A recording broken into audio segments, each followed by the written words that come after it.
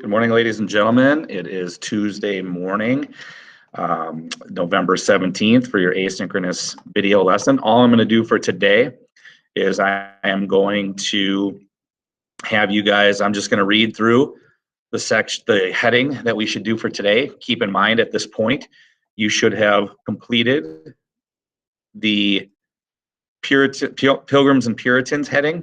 That was what we started talking about in class on Monday.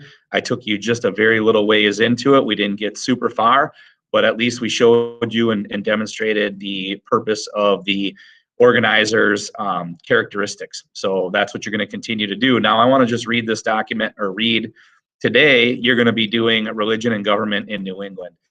And I want to just simply read this to you and stop to talk about any vocabulary. I'm going to try to keep this at 15 minutes or less. So right now I should have had this ready to go. Sorry about that. I am setting it and going right now. So as I'm going through this, I would recommend having your characteristics doc and your chart open as well. So as always, they're going to start you off in each of these main headings with the main idea, which is the purpose is to guide you into what you're going to be learning about kind of as a big picture idea. So it says religion and government were closely linked to the New England colonies, which also goes back to our lesson plan for today, which also, again, is important that you understand. Our goal is to understand human movement and population patterns, which is like, why did people come to the New World? What were their reasons? And then also possibly economic functions as well, which probably won't pop up a ton right now, but they're likely to pop up later on in the text. All right. So with religion and government in New England, Massachusetts Bay Colony had to obey English laws. However, the colony's charter provided more independence than did the Royal Charter of Virginia. For example, it created a general court to help run the Massachusetts colony. Keep in mind, remember, a charter is a permission by the king or the government's leaders in order for people to go ahead and create, in this case, a colony. Could be a charter for a business, whatever. Keep in mind, a lot of these colonies were businesses. Especially in the South. Now here, you're seeing that there's the start of what would be more like a religious focus of a colony. The Puritan colonists turned this court into a type of self-government to represent the needs of the people. Each town sent 2 or 3 delegates to the court. After John Winthrop served as the colony's first governor, the general court elected the governor and his assistants. In 1644, the general court became a 2-house or bicameral legislature. All right. Now, obviously, you can pause this video at any time and go ahead, double check to see where characteristics might be.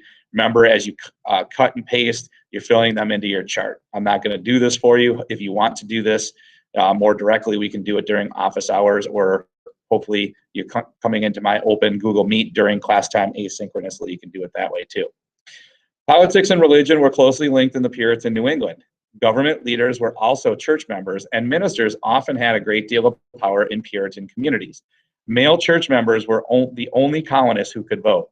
Colonists became full members in the church by becoming what Puritans called the God's elect or chosen.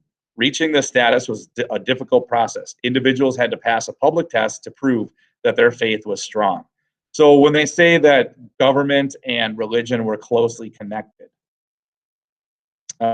which was right here in this sentence, they're saying that basically the people who are in charge of the religious organization are also in charge of the political realm as well, making the rules and enforcing all the rules, which are going to be very, very, very much related to the religious beliefs of society. So here's a picture of John Winthrop, the Puritan leader who served as the governor of the colony of Massachusetts. In 1636, Minister Thomas Hooker and his followers left Massachusetts to help found Connecticut, another New England colony. In 1639, Hooker wrote the Fundamental Orders of Connecticut. This set of principles made Connecticut's government more democratic. For example, the orders allowed men who were not church members to vote. As a result, some historians call Hooker the father of American democracy. The Fundamental Orders of Connecticut also outline the powers of the general courts. So here you have a lot of political stuff with an important person by the name of Thomas Hooker. Almost guaranteed there are some characteristics in here that can be plugged in. Definitely worth taking a look if you pause it now and go do that.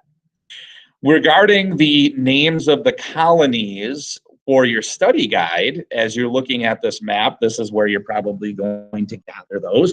This map also can help you kind of understand some, maybe possibly some economic things, but you should definitely, and keep in mind, there's only 4 colonies in New England, but yet if you count 1, 2, 3, 4, and then you count this one up here, 5, they're calling, this is something you should understand, they're calling this Maine. However, you need to just say it's Massachusetts. So Massachusetts, this colony right here, actually owns this piece of land up here.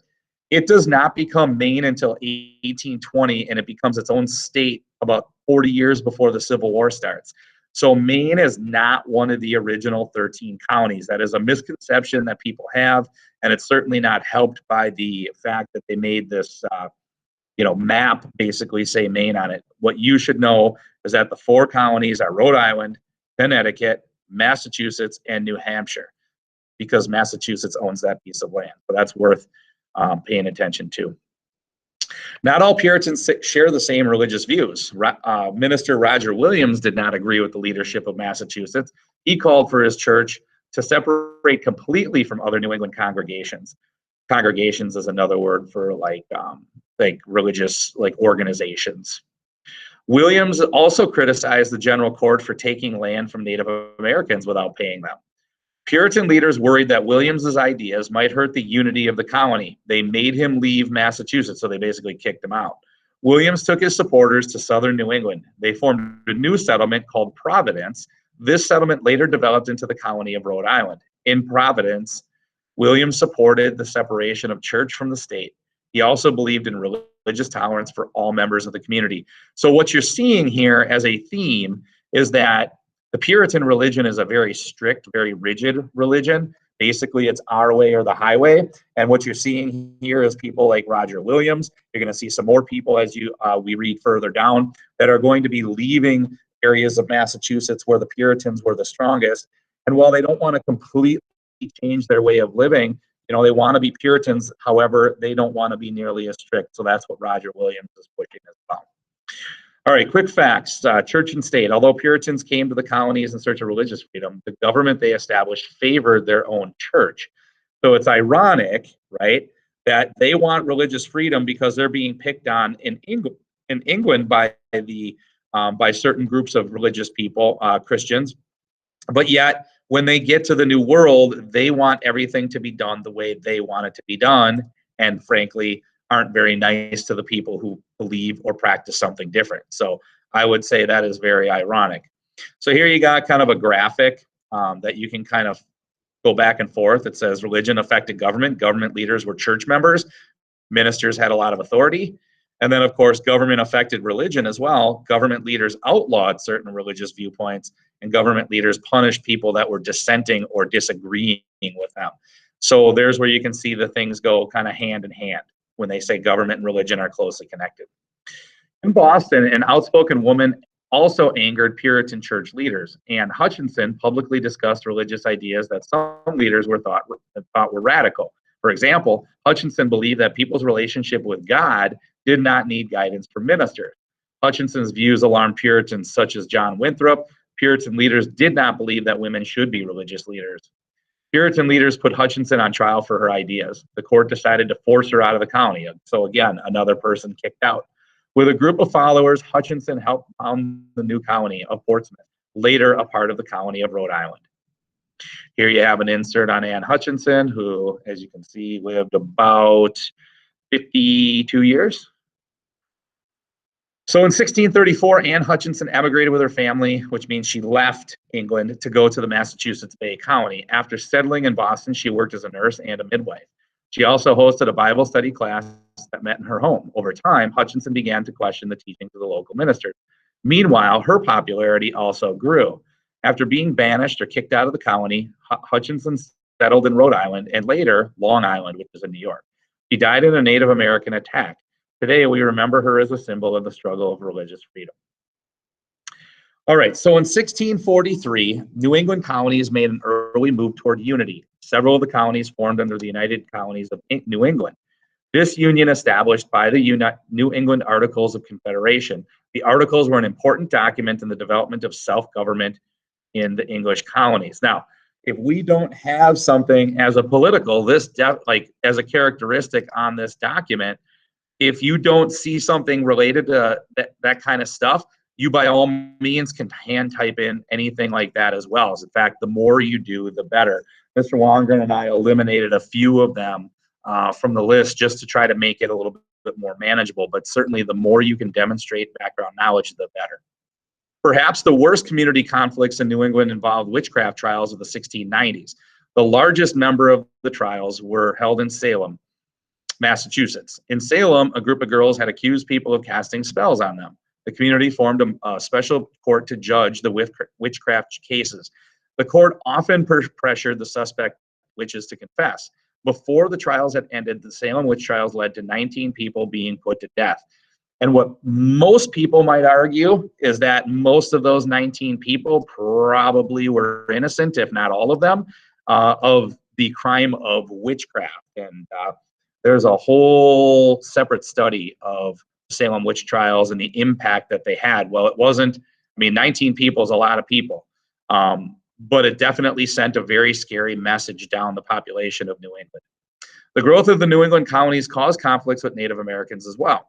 As colonists spread across New England, they settled where Native Americans already lived and hunted. Each group had different ideas about land ownership.